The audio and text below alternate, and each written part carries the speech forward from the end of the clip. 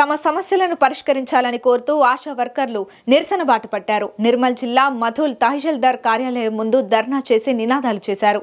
తమ డిమాండ్లు నెరవేర్చాలని స్థానిక తహసీల్దార్కు వినతి పత్రం అందజేశారు. రాష్ట్ర ప్రభుత్వం ప్రతి నెల 18,000 రూపాయల వేతనాన్ని చెల్లించాలి, పీఎఫ్, ఈఎస్ఐ ఉద్యోగ భద్రత కల్పించాలని డిమాండ్ చేశారు. 2022 సంవత్సరం నుండి పెండింగ్లో ఉన్న లెప్రసీ సర్వే బిల్లులను వెంటనే చెల్లించాలని, ఆశాలకు పనిభారం తగ్గించాలని, అదేవిధంగా పారితోషికం లేని పనులు చేయించరాదని వినతి పత్రంలో తెలిపారు. తమ డిమాండ్లను వెంటనే నెరవేర్చకపోతే ఈ నెల 24వ తేదీన రాష్ట్ర కార్యవర్గం పిలుపు మేరకు చలో హైదరాబాద్ కార్యక్రమాన్ని చేపడతామని హెచ్చరించారు.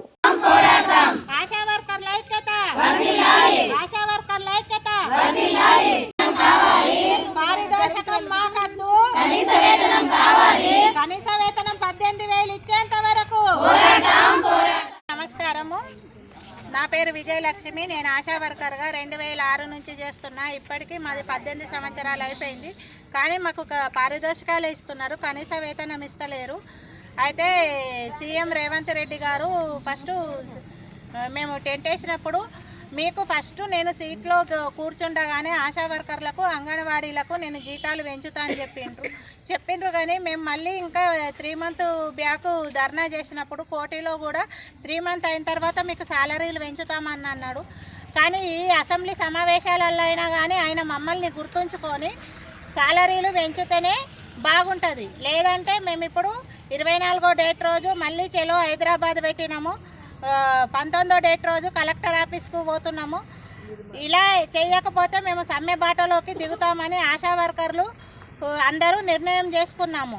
మేము సమ్మె చేసి ప్రభుత్వానికి ఎట్లయినా 18,000 సాలరీ సాధించుకునేంత వరకు పోరాడతామని అనుకుంటున్నాము. ఈ బడ్జెట్ సమావేశంలలో ఆశా వర్కర్లు ఎంత పని చేసినా కానీ పనికి తగ్గ పారదర్శకం వేస్తుండ్రు. కాబట్టి ఆ పనికి తగ్గ పారదర్శకం కాకుండా మాకు కూడా కుటుంబాలు ఉన్నాయి, అన్నీ ఉన్నాయి. మేము కరోనా టైంలో అందరు ఇళ్లలో కూర్చుంటే మేము సైనికుల్లాగా బార్డర్ దగ్గర ఎట్లా పని చేస్తారో అట్లా మేము ఇక్కడ ప్రజల ఆరోగ్యానికి, మా ఆరోగ్యం గురించి మర్చిపోయి అందరి ఆరోగ్యం గురించి మేము కాపాడుకుంటూ మేము ఇంతవరకు వచ్చినాం. కాబట్టి మమ్మల్ని కూడా గుర్తుంచుకొని సాలరీలు పెంచాలని అనుకుంటున్నాము, లేదంటే మేము సమ్మె బాటలో దిగుతామని ముఖ్యమంత్రి రేవంత్ రెడ్డి గారికి ఖచ్చితంగా చెప్తున్నాము. ఎలాగైనా మాకు సాలరీలు కావాలి, మీరు పెంచి మమ్మల్ని గుర్తించాలని అనుకుంటున్నాము. కాబట్టి మీరు పెంచని పక్షంలో ఎక్కడైనా కానీ మేము రావడానికి సిద్ధంగా ఉన్నామని ఈ ప్రభుత్వానికి హెచ్చరిస్తున్నాము.